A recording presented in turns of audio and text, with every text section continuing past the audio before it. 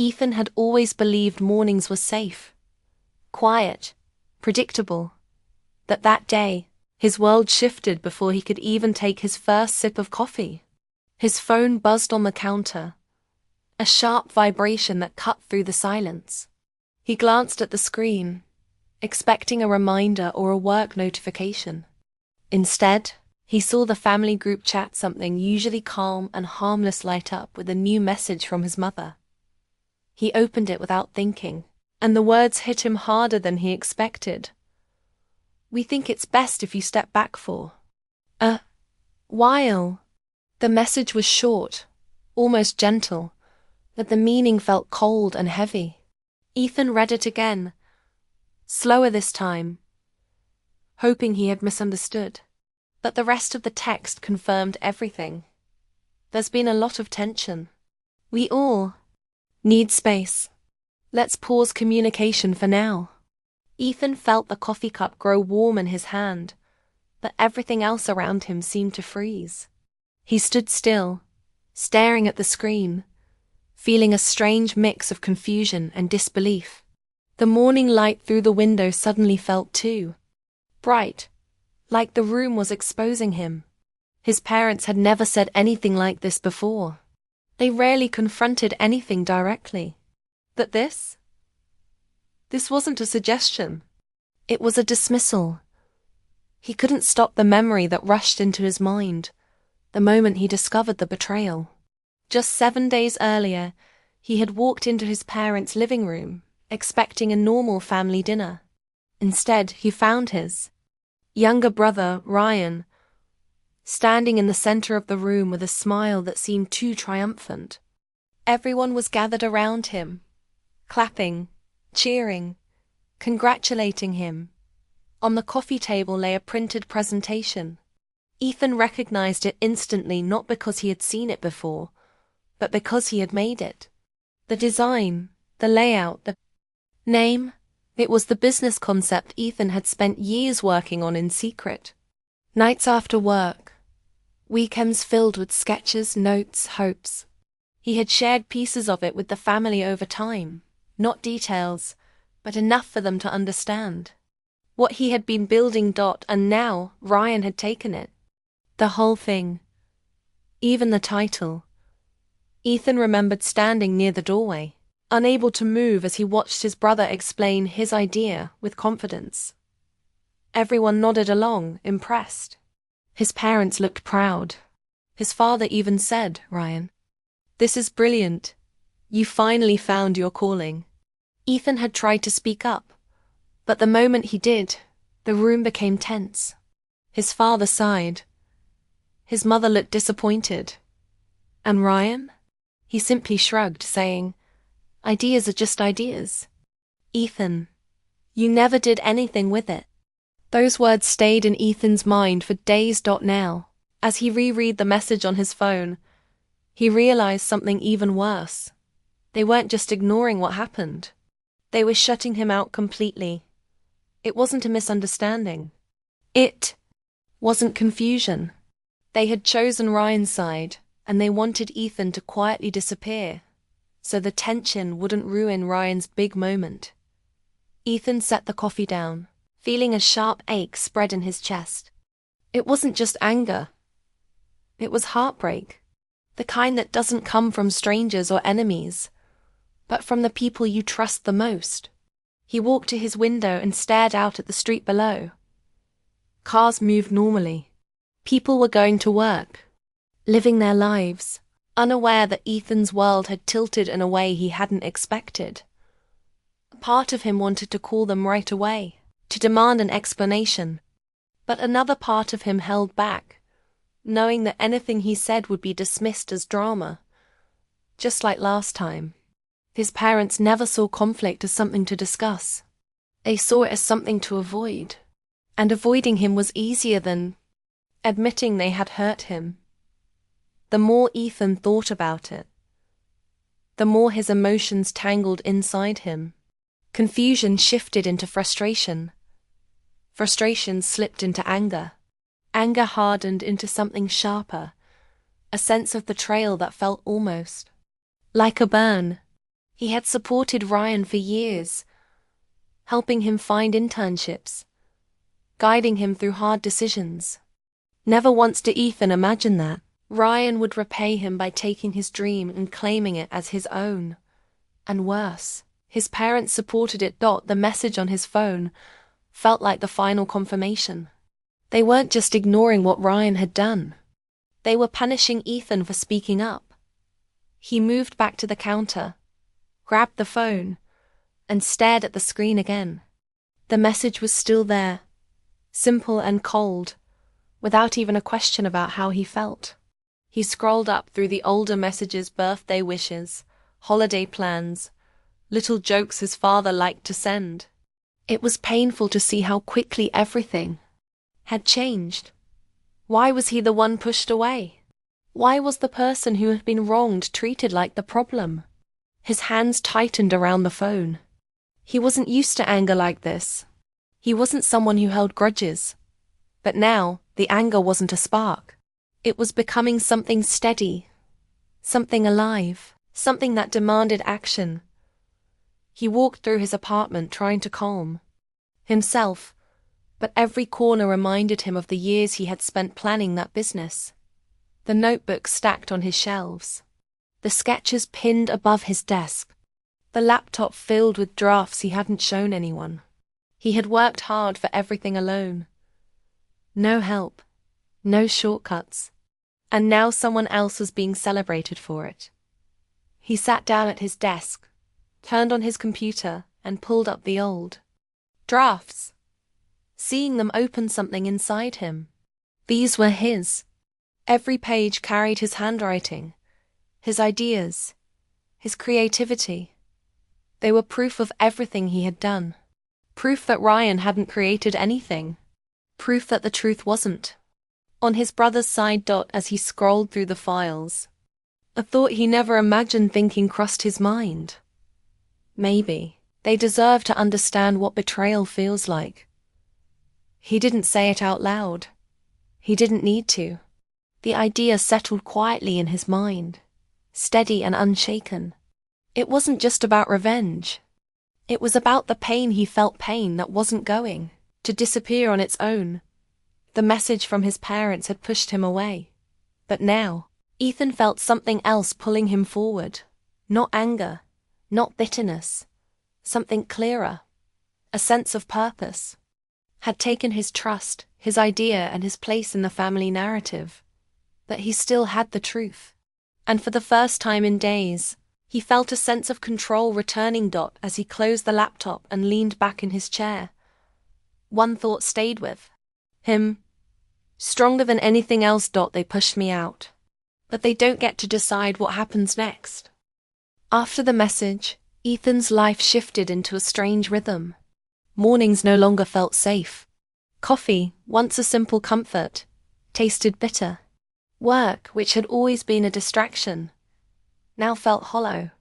Everywhere he went, he saw reminders of the betrayal, Ryan's success, his parents' approval, the world moving on while he was left behind. It wasn't just business that had been taken. It was respect, recognition, and the belief that his family would protect him. Ethan tried to focus on normal life, but normal life was impossible. At work, he caught himself staring at screens, imagining ways to expose Ryan's lies. At home, he pored over his old drafts and sketches, each page a testament to the hours he had spent alone, building something from nothing. He could prove it all. Every email, every file, every timestamp screamed the truth. But with proof came power, and with power came temptation. The thought of revenge crept into his mind, sharp and insistent, whispering that he could make them see, make them feel, make them regret their betrayal. At first, the idea was thrilling. He imagined confronting Ryan publicly, sending evidence to investors, showing his parents what they had ignored. The satisfaction he imagined was almost addictive. He pictured Ryan's face when everything came crashing down. The shock, the guilt, The shame. He imagined his parents' faces, their quiet regret replacing the false smiles of pride they had worn at Ryan's launch. For a moment, the anger seemed manageable, even righteous. It felt like justice. But as days passed, Ethan realized revenge wasn't simple. Every plan he imagined came with consequences, and those consequences were heavy.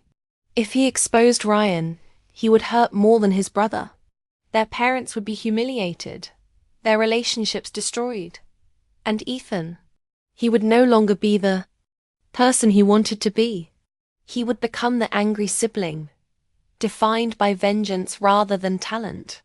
It was a bitter realization. Revenge promised satisfaction, but it demanded a piece of his soul in return. Ethan's emotions became a storm. Some days, he was consumed with rage, imagining scenarios where Ryan and their parents finally recognized the betrayal. Other days, doubt crept in, soft but persistent. Was this what he wanted? To spend his life tangled in anger, even if justified? The thought of losing himself in revenge frightened him almost as much as the betrayal itself.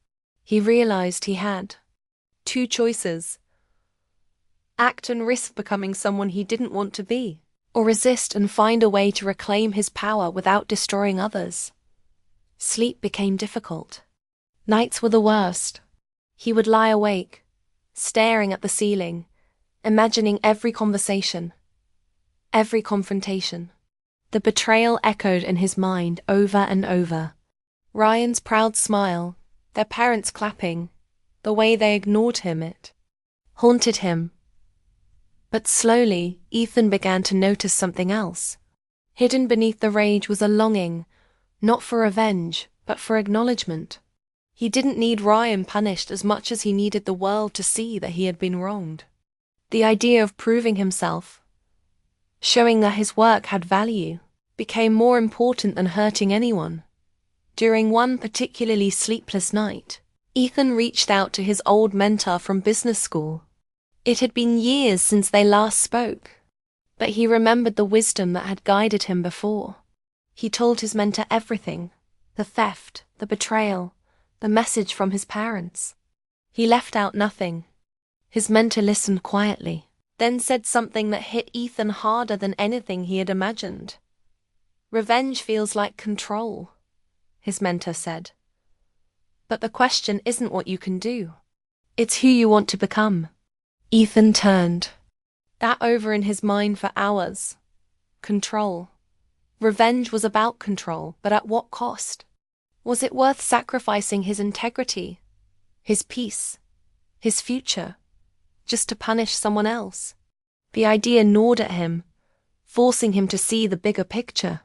He could act and get temporary satisfaction, but the wound inside him wouldn't heal. It would only feed the anger, a cycle of pain that would never end. He started analyzing Ryan's business. Every email, every social media post, every client meeting became part of a mental map. Ethan saw weaknesses, gaps, things Ryan hadn't perfected because he hadn't actually built the idea from the ground up. Each discovery made the temptation stronger. He could expose everything. He could destroy the project, humiliate Ryan, force his parents to face the truth. Every fiber of him wanted to do it. The thrill of power was intoxicating. He imagined the satisfaction of seeing justice served, of finally feeling recognized. But Ethan also saw another path. He could step back, let his work speak for itself, and build something even stronger. Revenge might feel immediate, but creation offered long-term fulfillment. He could channel his energy into proving his worth, not by tearing others down, but by rising above the betrayal. It was harder, quieter, and riskier, because it demanded patience and restraint. But it promised something permanent: self-respect, independence, and a life defined by his own choices rather than anger. The internal conflict became exhausting. Ethan caught himself pacing for hours, wrestling with every possibility. Some nights he imagined sending the evidence to investors. Other nights he visualized confronting Ryan and letting the truth spill out in front of their parents. His mind was a battlefield. Every plan brought a mix of excitement and dread. He realized that revenge, even when justified, was not simple.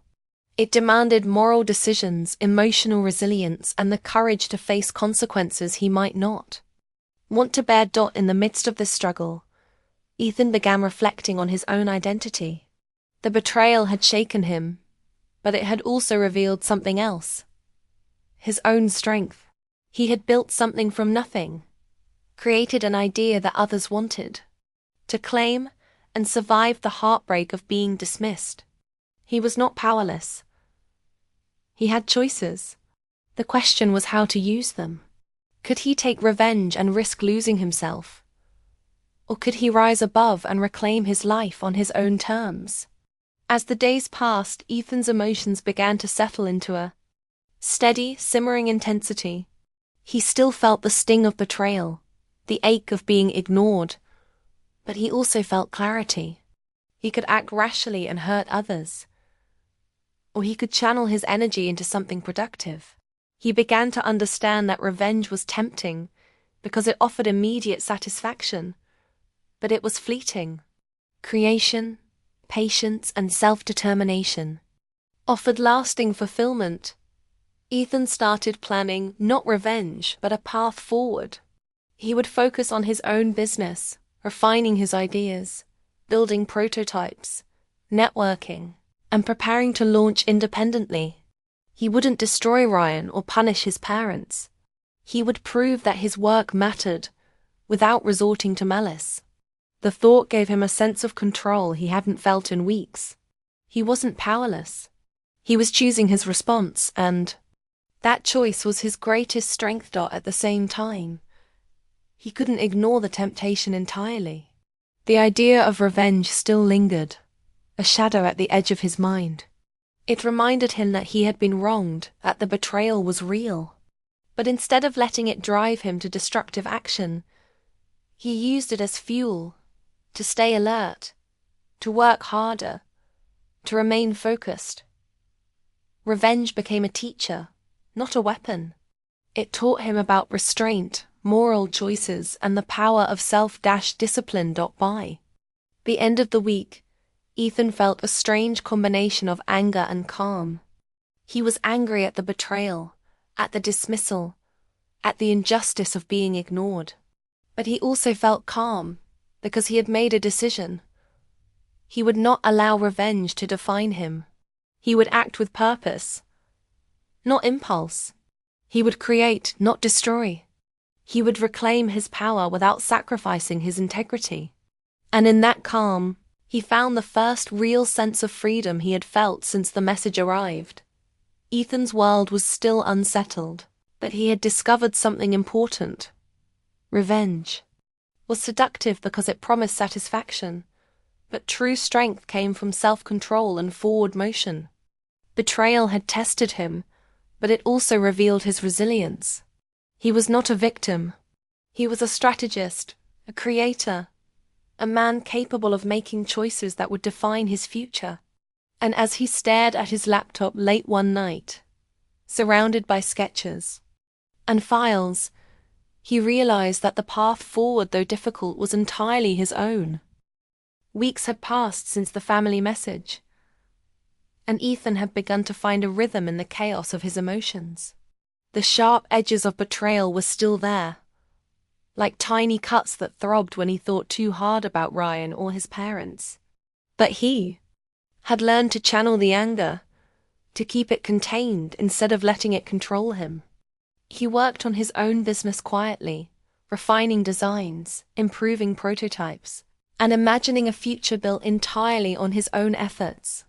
He felt a quiet sense of pride growing, one that no one could take away, not even Ryan. Then the opportunity came almost by accident. One evening, while checking his old emails, Ethan noticed a message from an investor, a mistake. It wasn't meant for him. It was a follow-up for Ryan, asking technical questions about the project, questions that Ethan knew the answers to because he had designed everything himself. He froze. For a brief moment, the temptation to act was overwhelming. With a few keystrokes, he could expose Ryan, reveal the truth, and shatter the illusion of ownership. He could humiliate Ryan publicly and force his parents to finally see what they had ignored. Ethan's pulse quickened as he stared at the email. The window seemed to glow with possibility, as if daring him to take revenge. His mind raced through scenarios.